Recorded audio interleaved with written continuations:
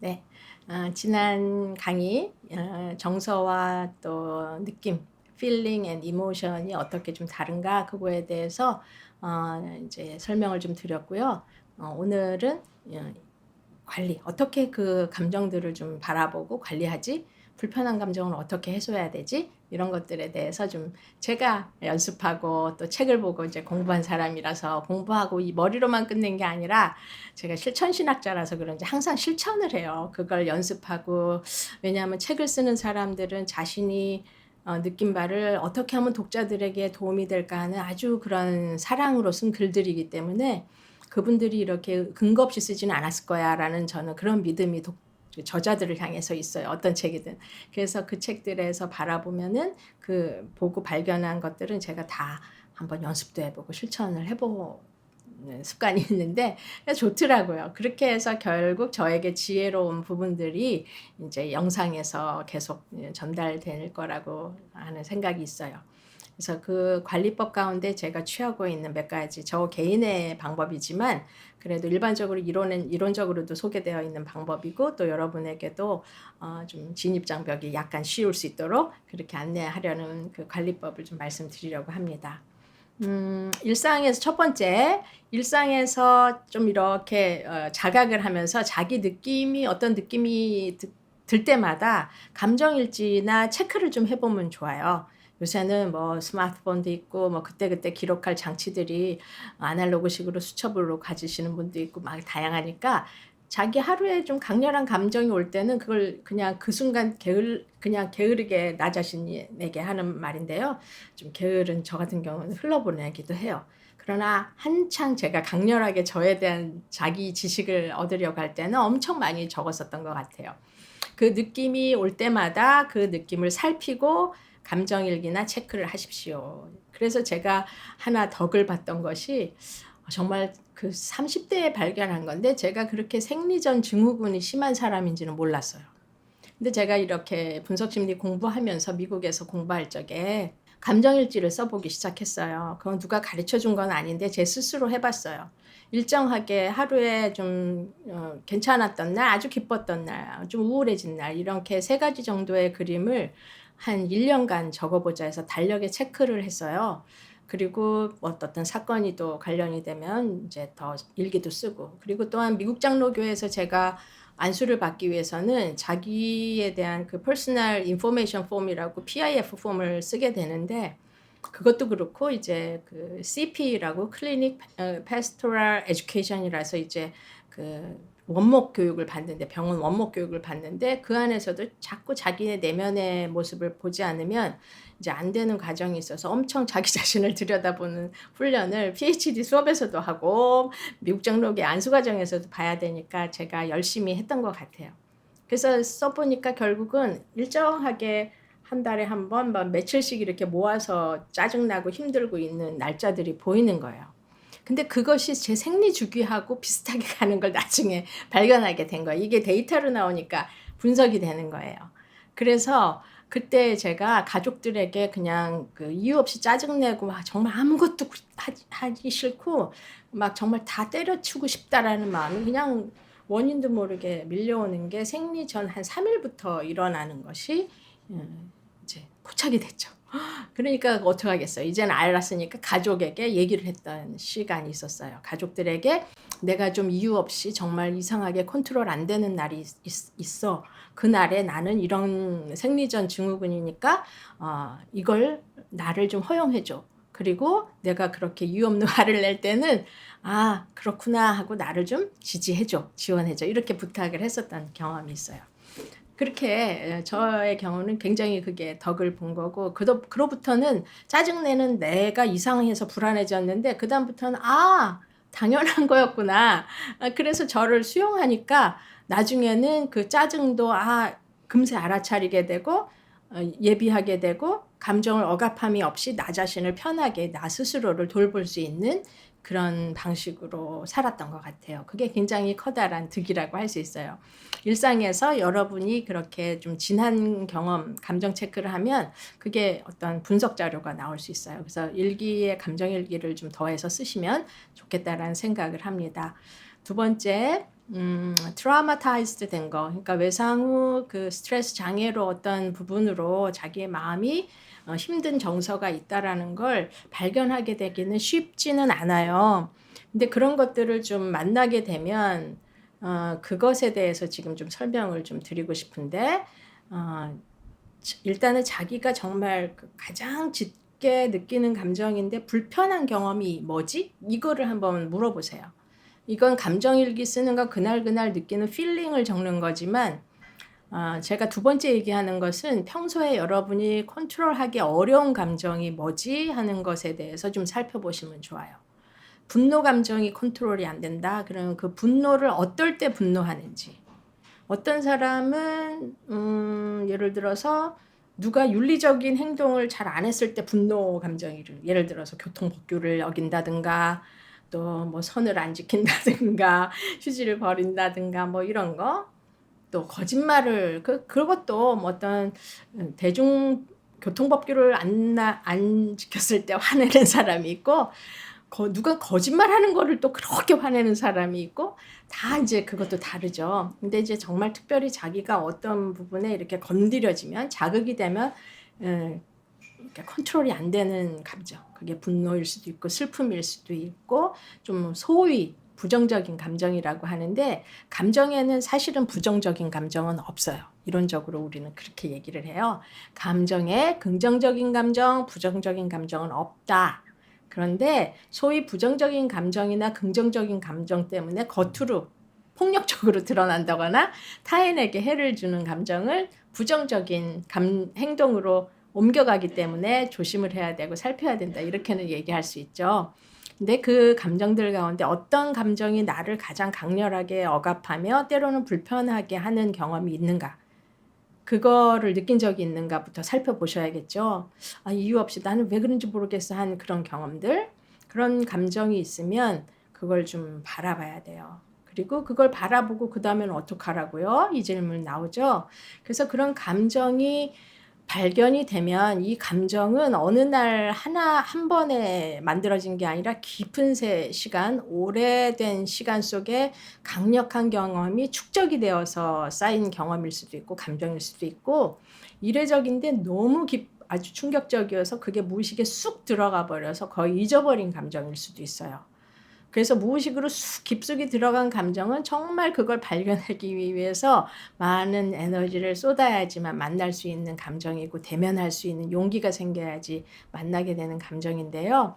그런 감정이나 또는 이제 금세 생각할 수, 나 그런 감정 때문에 이런 게 생겨 하고 자기가 감지하고 있는 그런 감정이든, 이런 감정을 그러면 감지했다. 그러면 이거를 어떻게 해결하지? 제가 오늘 들을 강의의 내용 속에서는 전문가 심리 상담이나 정신과 치료나 또 약물 보조 도움을 받는 정도의 깊은 어떤 것이 아니라, 우리 스스로가 개인적으로 인지적으로 자기 자신의 인식 변화를 도움을 받아서 해결할 수 있는 정도의 것이에요. 그러니까 이게 만능 해결, 큐어올이라고 하죠. 만병통치약은 절대 아니고요.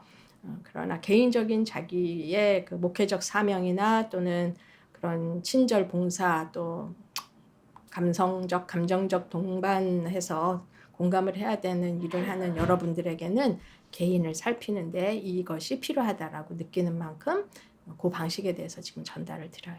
우리가 가지고 있는 이 짙은 감정은 어떻게 만들어지냐면, 먼저 아까 소개한 책에 의하면 사건하고 관련돼요. 사건, 이벤트. 수많은 사건을 우리가 경험하죠. 이벤트라고 생각해요. 사건. 그리고 이런 강의 내용은 제 책 엘리자베스를 찾아서라는 제 책이 단행본 책이 있는데, 그 책에도 좀 작업하는 방식이 나오는데요. 사건이 있어요. 사건을 만나서 그 사건이 가져다 준, 그 사건으로 계기가 돼서 만들어진 정서가 있다라는 거예요.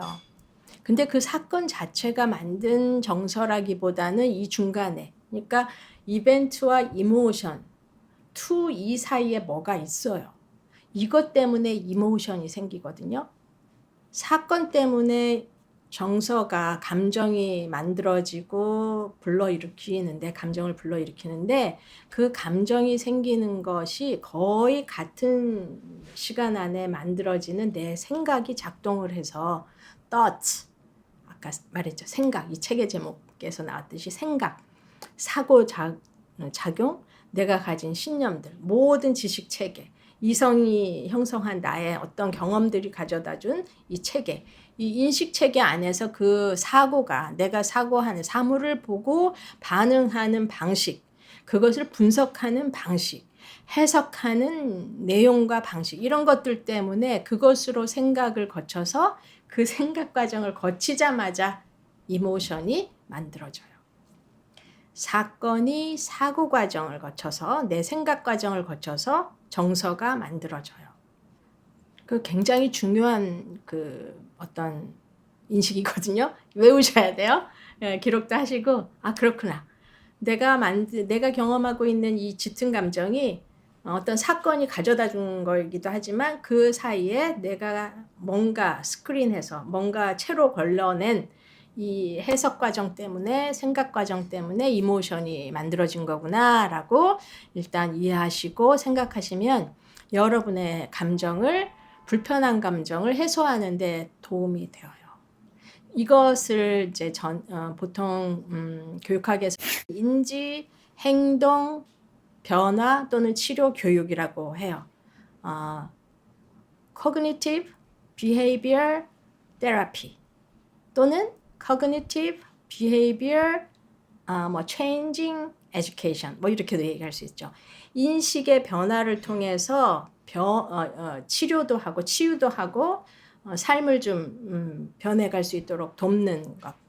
그래서 저는 교육학자이기 때문에 제가 하고 있는 상담 케이스의 경우는 대부분 이 분석심리학의 근거로 해서 인지행동 이론에 근거해서 딱 그까지 치료를 하죠. 그리고 제가 가진 인식체계, 사고의 체계가 보통은 감정으로 괴로워하는 한 사람이 가지고 있는 경험에 비해서는 적을 수도 있지만 그래도 공부한 전문가로서 좀 들을 수 있는 사고의 스펙트럼이나 렌즈를 다양하게 가지고 있기 때문에 그런 부분에 인지 치료, 인지 행동에 변화를 줄 수 있는 관점을 공유하게 되면 거기에서 많은 부분 해방을 얻기도 하시는 걸 제가 이제 저의 상담실에서 많이 경험을 해요. 대표적으로 제가 한 경험이라기보다는 사회적으로 여러분이 아시죠? 워딩이 있어요. 네 잘못이 아니야. 많이 들어보셨나요? 네 잘못이 아니야 라고 하는 네 잘못이 아니야 이 7글자가 가지는 것이 엄청난 인지 변화를 위한 좋은 말이에요. 대부분 제가 상담실에서 만난 분들은 남성이건 여성이건 성에 관해서 관련된 상담을 꽤 많이 들었어요. 남성도 그렇고 여성도 그렇고 한국 교회는 섹슈얼리티, 성에 대해서 금기시하는 문화가 있기 때문에 성소수자에 대한 반대 목소리는 엄청 높지만 성이 사실은 뭔지도 모르면서 자신의 성을 어떻게 경험하고 있는지도 모르면서 그렇게 뭐 성에 대해서 부정적으로 생각을 많이 해요. 무지하기 때문이죠. 근데 대부분 그런 환경 탓인지 교회 안에서 많은 사람들이 이런 성폭력의 가해자로 또는 피해자로 제 상담실을 많이 찾아왔었는데 그분들에게 또 뿐만이 아니라 뭐 다양한 케이스에도 결국은 자기 검열, 자기 수치심, 자기 죄의식에 빠져 있는 경우에는 그건 당신 잘못이 아니에요. 라고 말하는 순간 이분들이 일단은 해방이 돼요. 그건 뭐냐면 자기가 어떤 성폭력 경험의 사건을 경험을 했는데 그 사건을 통해서 자기 내면에 작동한 사고는 뭐예요? 여성의 경우는 하나님이 나를 이제 버렸구나. 많은 사람이 그렇게 고백을 해요. 성폭력 현장에서 자기가 첫 번째 떠오른 생각은 하나님은 이제 나를 버리셨어. 하나님이 살아계시면 나를 이런 경험에 처해두게 하실 리가 없어. 하나님마저 나를 버렸으니 나도 이제 나를 버릴 테야. 그 생각이 무의식적으로 그냥 이런 문장으로 뭐 논리적으로 쫙 들어오는 게 아니죠. 그냥 그 순간 느낌으로 와요. 느낌으로 오지만 그 느낌에는 자기의 사고 과정이 아주 정광석화처럼 작동하고 있는 걸 우리는 감지할 수 없어요. 그래서 자기는 이 사건을 나의 죄로 받아들이죠. 그러니까 왜 이게 내가 경험해야 되는 죄인지도 모르고 죄책감이라고 하는 정서가 훅 들어가는 거죠. 나는 나빠. 취약성은 강의에서 얘기했죠. I am bad가 되는 거예요. 나는 나쁜 사람, 나는 나쁜 행동을 해서가 아니라 I am bad. 남성도 마찬가지예요. 남성도 어느 날 자기가 했던 폭력적 행위 때문에 그 수치심을 말할 수 없이 당사자를 찾아가서 이미 사과하고 싶어도 시기를 놓쳤거나 용서받지 못할 거라는 두려움, 더군다나 이미 자기는 어떤 목회적 지위를 가지고 있는 사람이어서 도저히 그것을 외면으로 어떻게 할 수 없는 그런 과정에서 I am bad, 나는 나쁜 사람이야 라고 하는 자기 깊은 정서가 있고 슬픔 또는 수치심, 자기를 향한 분노 이런 것들이 자기 사고 과정을 통해서 있지만 그것을 해결하지 못해서 많은 어려움을 겪는 남성도 만나봤어요.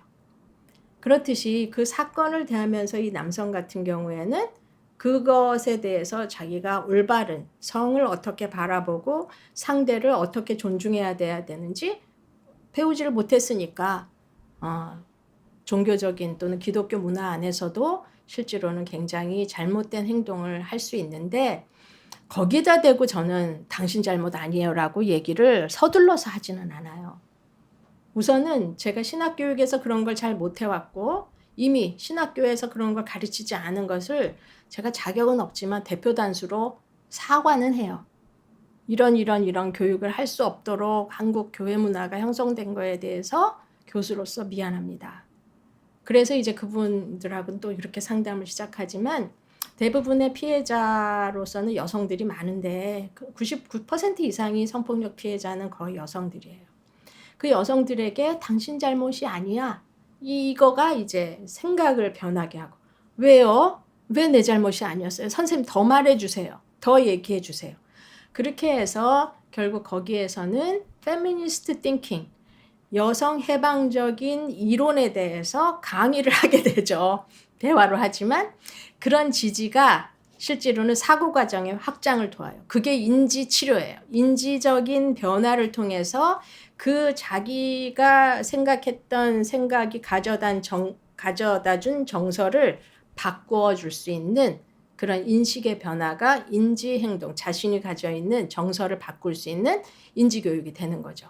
그래서 실제로 상담을 교회 내에서 목사님들이 함부로 해서 안 되는 것은 자기가 가진 인지적 자원이 풍부하지 않은 상황에서 자기 내면에 억압적으로 형성된 가부장적 교리로 함부로 상담해서는 안 된다라는 거예요. 그것을 여러분을 비난하는 게 아니라 그런 것을 인식하시고 상담은 전문가에게 그리고 그 성도들이 그런 괴로움을 토로를 잘 교회에서 하지 못하는 것도 결국은 교회가 안전하지 못하기 때문이라는 거를 또 뼈 아프게 이 순간 생각하게 되는데요. 어쨌든 우리가 그런 상담을 할 수 있는 목회자적 어떤 리더십을 갖고 있기 때문에 이런 부분을 먼저 우리 스스로가 경험을 해서 적절한 목회적 서비스를 할 수 있어야 되고 또 평신도들이든 뭐 직제를 가진 사람들이거나 상관없이 정말 자기에게 짙은 감정이 있으면 그 감정이 언제부터 생겼는지 어떤 계기로 생겨난 건지를 잘 찾아가는 마음의 여행을 떠나야 돼요. 그것이 무의식 속에 얽혀있는 내 감정의 실타리에서 한 호를 건져내더라도 인생에는 해방을 줄 수 있기 때문에 여러분이 사건을 방문하고 그 사건에서 내가 어떤 생각을 했었었지? 그 생각이 여전히 나를 억압하고 있다면 그거를 도움을 얻을 수 있는 책을 보시거나 또 같은 피어 그룹이라고 하죠. 동료 그룹에서 조언을 받거나 또는 뭐 전문가 상담을 요청을 하거나 또 우리 한예연 회원 같은 경우는 저를 만나셔도 도움 드릴 수 있어요. 예를 들어서 그렇게 해서 좀 자기의 짙은 정서를 가볍게 해서 정서가 자유롭지 않으면 이 외면의 자연스러움도 없어져요. 뻣뻣해져요. 왜냐하면 무의식적으로 자기를 가리게 되거든요. 자기의 수치감을 남들이 알아채릴까 봐 자꾸자꾸 가리는 행동을 무의식적으로 하게 돼요. 그래서 자연스럽지 않은 행동이 나오거든요. 그래서 이제 여러분을 좀 가볍게 해드리는 도움을 드리기 위해서는 요거, 사건이 사고 과정을 거쳐서 정서를 형성하기 때문에 이 정서 경험이 오랜 세월 묵히고 건드려지지 않고 그대로 있으면 무의식 세계에 분석 심리학에서는 섀도우라고 그래요. 그림자를 형성을 해서 이 엄청난 마음의 그림자가 밝은 속에서 살아가야 하는 우리 모든 존재를 자꾸 삼켜 먹을 때가 있어요. 그래서 거기로부터 해방되기 위해서는 여러분이 무엇보다도 자기의 감정을 잘 돌볼 수 있는 것이 매우 중요하다. 이렇게 말씀드리고 싶어요. 그래서 자기가 가진 고정관념 깨기 도전 좀 해보면 좋겠어요. 24년의 새해에는 내가 가진 고정관념이 뭐 있었지? 이런 것도 앞으로 제가 여러분하고 나눌 강의에서 나눠줄 것 같아요. 문화적인 다양성을 어떻게 처리하고 있는가? 그런 거라든지 고정관념은 어떻게 형성되는가? 고정관념의 내면화가 얼마나 위험한 차별로 이어지는가? 뭐 다양한 이야기들을 여러분하고 계속 하게 될 것입니다. 그리고 다음번 이런 그 사건, 생각, 정서의 과정을 잘 이해한다면 어쨌든 자신의 회복 탄력성도 시간이 빨라져요. 리질리언스라고 하는데 영어로는 이 회복 탄력성, 마음의 회복 탄력성. 내가 상처받을 수 있어요. 사건 속에서 쭈그러들 수 있는데 그걸 갖고 이렇게 마음을 다시 펴는 이 시간, 고무줄을 이렇게 벌렸다가 탕 놓으면 이제 빨리 줄어들잖아요. 근데 어떤 고무줄은 빨리 좀 이제 줄어들지만 어떤 고무줄은 뭐 이렇게 당기나 안 당기나 비슷한 고무줄도 있어요.